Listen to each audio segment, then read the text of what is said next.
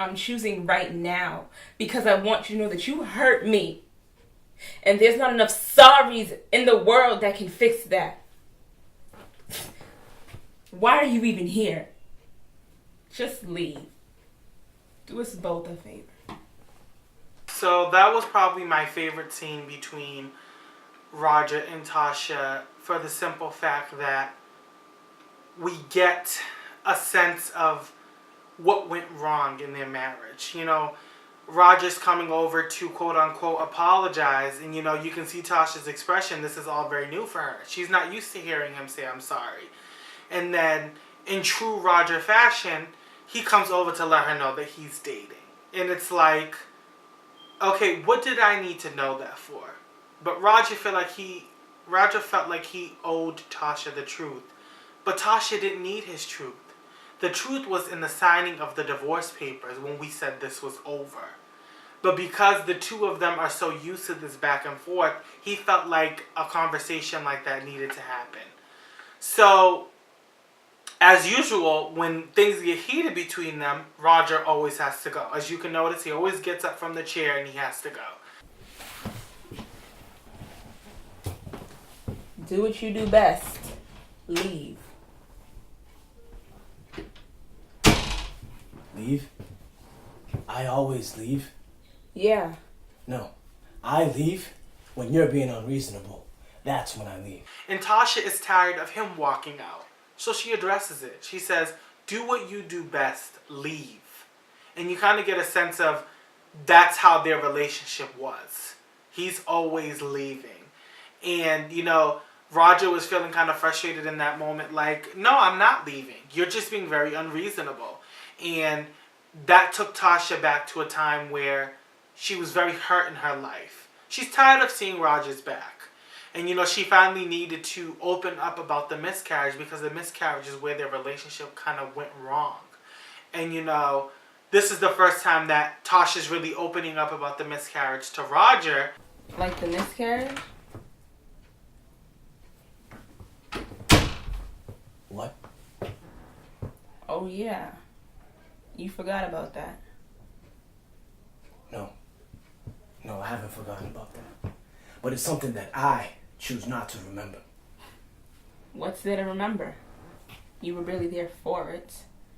The actor who plays Roger Abner and the actor who plays Tasha Duran really elevated this scene. You know, this could have very well been another argument scene, but the two of them really elevated their performance, and you could really feel how the both of them felt. When Roger was turning his back to leave, and that look he gave her, you can tell he was sorry, but he didn't know how to say it. You know, and, you know, he says, I know about the miscarriage, but it's something I don't choose to remember. Losing a child is not something anybody wants to think about. But Tasha's throwing that in his face to make him feel how she's been feeling for the past 12 years. This is something I've had to live with. This is something I had to go through alone without you. So you're coming over here telling me that you're dating. Why do I need to know that? You're just digging the knife deeper in a hole you've already created. And I feel like Roger was coming over in this sense that I need to tell her, because if I don't and she finds out, she'll think this was my plan the entire time. I didn't want to work on my marriage because I wanted to go be with someone else. Even though Tasha's with someone else. But, you know, Roger doesn't know that. I don't get it. I have to do everything. I have to get up early every morning. I have to go to work at a job where I got to deal with the stress of having a boss who's a bitch, work crazy hours, give him sex whenever he wants it, and then get up and do the whole thing again the next day. I should not have to come home and hear about how I missed a bullshit dinner with somebody who can't even be in the same room with me without being shady. Patricia and Benjamin are your typical brother-sister relationship, you know. You can kind of see where their relationship picks up as soon as he gets in the car. And you see that he hasn't seen her in a while. But he's seeing her today because something's going wrong. That's their relationship. Patricia's kind of the person who gives her expert advice. You know, she's been in a relationship for 10 years. This is something she's been doing for a while. So she knows a lot about relationships, and she knows a lot about what needs to happen to make it work. So Benjamin really looks up to his sister in that right, and she's kind of his go-to person when it comes to something going wrong in his life. He's saying how he feels bad about the job offer. He feels bad about not being able to be the perfect boyfriend for him. And he also reveals that he's cheated in the past, but they were on a break. Now, how that plays out in their relationship, we don't know. We'd have to wait and see. But, you know, you kind of see that he's opening up to his sister because he knows that his sister will listen to him, and he knows that his sister will guide him in the right direction. And I feel like we've seen enough of what's going on in Daniel's life. It was important to explore who's in Benjamin's corner, who has Benjamin's best interest in mind. So it was important for me to introduce Patricia, who's his sister in his life. Hey, Danny. Guess who's back? So you kind of see that Daniel's once again gone back to his mother, just like Benjamin went off to his sister. A family member, Daniel, went off to his mom. And you kind of see when Daniel gets to the steps of his mom's house and he's leaving Benjamin that voicemail, we hear a familiar voice. And it's Daniel's ex-boyfriend, Nathaniel. You know, in episode 8, you really see who these two people are in their connection to each other right off the bat. You see that Daniel looks very uncomfortable because, one, he's thinking, what the hell are you doing back in town? I haven't seen you. And two, why wasn't I told? Why didn't my mother tell me? You kind of get the sense of who they are very quickly in that one scene. You can tell that Nathaniel left their relationship very openly. It didn't tell Daniel what was going on. So to see Nathaniel's face, it's kind of like opening up a wound that has been closed for a very long time. The two of them are very interesting. You can see how Daniel's mood and body language changes around this man because he's seeing him for the first time in a very long time. You know, they kind of have a lot of unfinished business, so the two of them sitting there catching up, and Nathaniel finds out about Benjamin. It's kind of like, well, wow, you moved on quick. But in Daniel's mind, it's like, well, you didn't tell me you were leaving. What else was I supposed to do? So their dynamic is very interesting because Nathaniel's coming back at a time where Daniel has just gotten to an argument with this man that he's boasting so greatly about to his ex-boyfriend. You know, it's very interesting in this episode because they have really great chemistry. And I don't expect you to feel any differently. You're completely entitled to your feelings. I'm just being honest for once. I can't have it all. I try to, but I can't. I'm trying to be the perfect boyfriend for you, and I'm failing miserably at that. I feel like the two of them communicated for once. It wasn't the best. It took an argument for the two of them to kind of assess what was going on. Do I think all their problems are fixed? No. They're probably going to argue again. They're probably going to have a lot of things go wrong again in their relationship. But I feel like for once, the two of them are on the same page where now Daniel knows that he needs to be more of a contributor to the household. And now Benjamin knows that he needs to feel comfortable saying when he can't do something alone. By all means, I don't think anything is fixed. I don't think 1 week away from each other can fix 2 years of something that's been going on. I feel like the two of them are finally in a space where they can be comfortable with each other and they can finally go back to being them in their day-to-day sense. What happens going forward is something you can't tell until it happens. I feel like the both of them need to put in a lot of hard work so that they could see their relationship flourish into what they've always wanted it to be. Let's go out to dinner. What? As friends. I don't think that's appropriate. Danny, we've been friends for over 18 years. You're really gonna let this new man come between this friendship? That man's name is Benjamin, and he has no say in what I do. I'm choosing not to go. That's real. We kind of see that Nathaniel is not backing off of Daniel. He's nagging him. He comes to his house unannounced and is in a tank top and some sweats. So Daniel is clearly turned on by this man being back at his house. And I feel like Nathaniel is trying to do everything to break up this relationship between the two of them. You know, he knows what makes Daniel weak because they've known each other since they were little. He's known him his whole life, so he knows what makes him tick. And because of that, he knows what he can get Daniel with. But Daniel is very much so fighting temptation, very real. I don't know. I've always wanted to become a teacher, but as time goes on, I find myself wanting to become a global leader, to give back, to really get involved with my community. Personally, I'm still discovering that part of my life. I want to have it all. I deserve to have it all. I just think I find myself in the most unfortunate situation.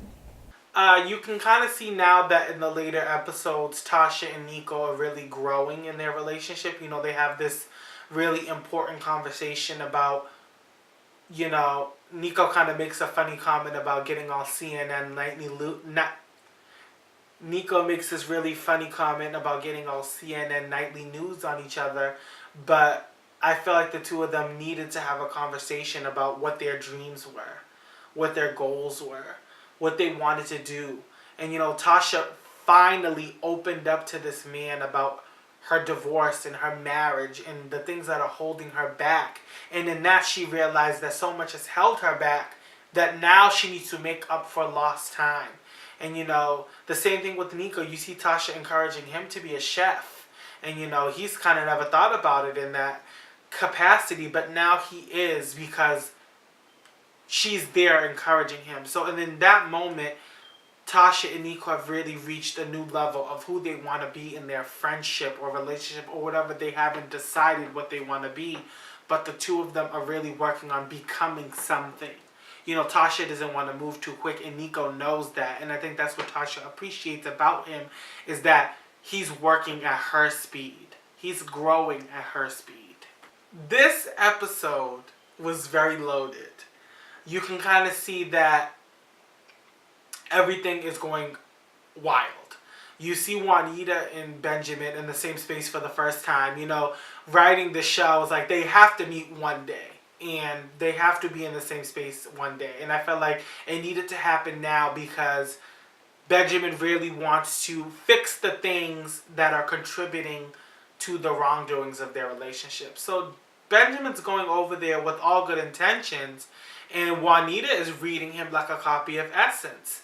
She's letting him know that you've never been around. You know, there's always something that comes up when you want to be in the same, when it comes to being in the same room as me. And Benjamin's letting her know that I love your son. And because I love your son, I'm going to make things right with you. Not because I want to, because I'm stepping up and being a man and needing to do what I need to do. And, you know, Juanita was just being so shady in that moment. And I felt like she was completely overstepping. You know, by no means is it right to step in on your son's life. But it's very wrong to step in on your son's life and don't know the entire story. You know what your son has told you. But there are two sides to every story. There are two sides to every relationship. And I feel like, in a sense, Juanita's trying to protect her son, but she's doing it the wrong way. She's letting out all her anger that has built up for the past 2 years out on this man. And this man didn't deserve to hear it that way. Yes, some of the things she was saying was true. And yes, some of the things he was saying was true, but you're finally seeing these two people in the same space. So what's going to happen? An argument. Because it's like, child, now I need to say to you what I've been meaning to say to you. But you ain't never around when I'm trying to say it, so now I can finally let you know how I feel. And how you take that news is how you take it. And you can kind of tell that Juanita has something to do with the Nathaniel being back in town because she throws his name in there.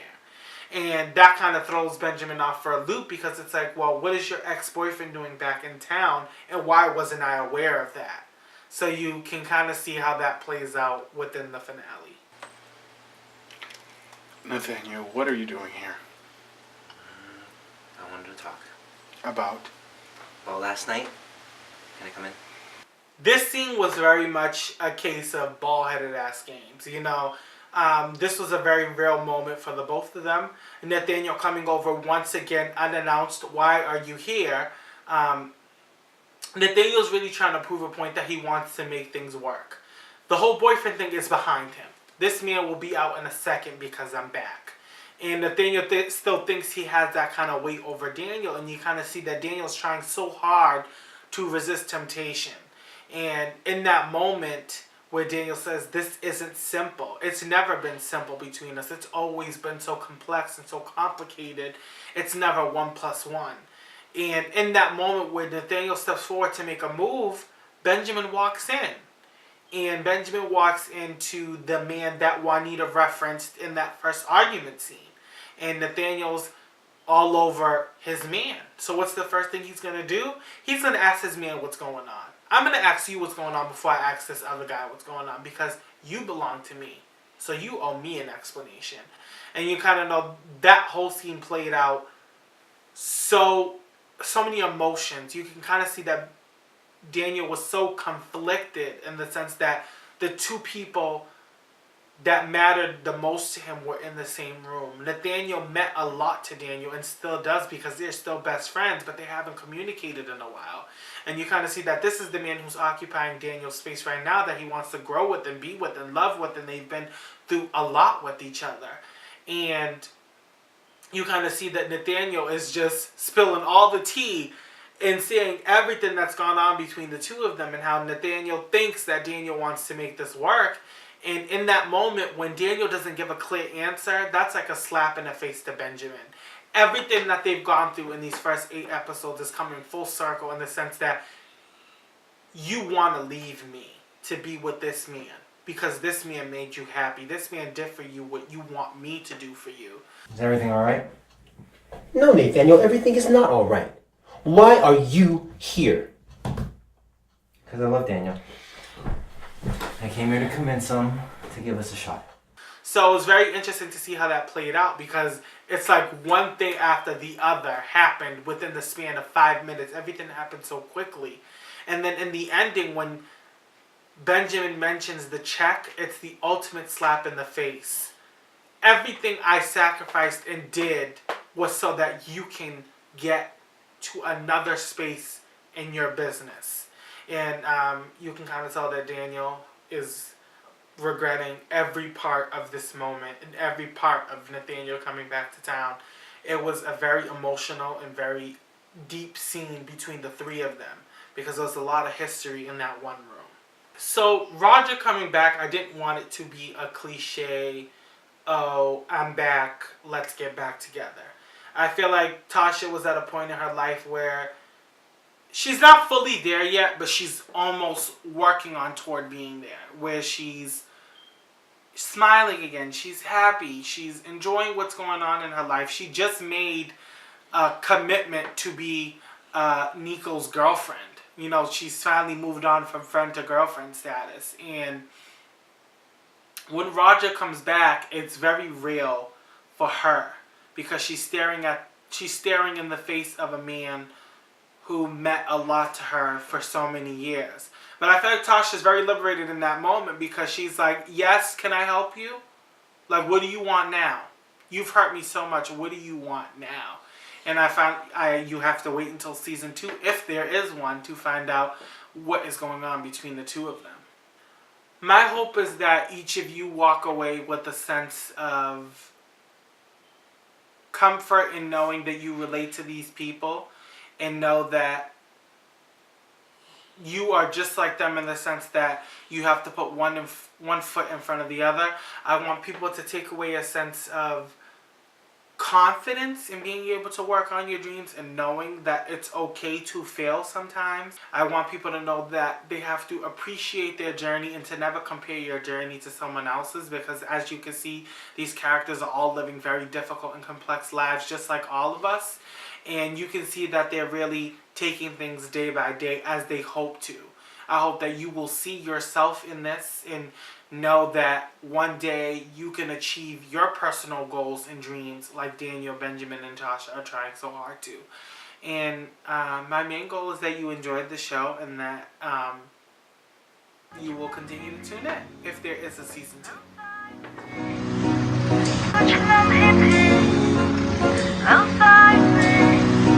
I know an angel, I swear she flew down for me.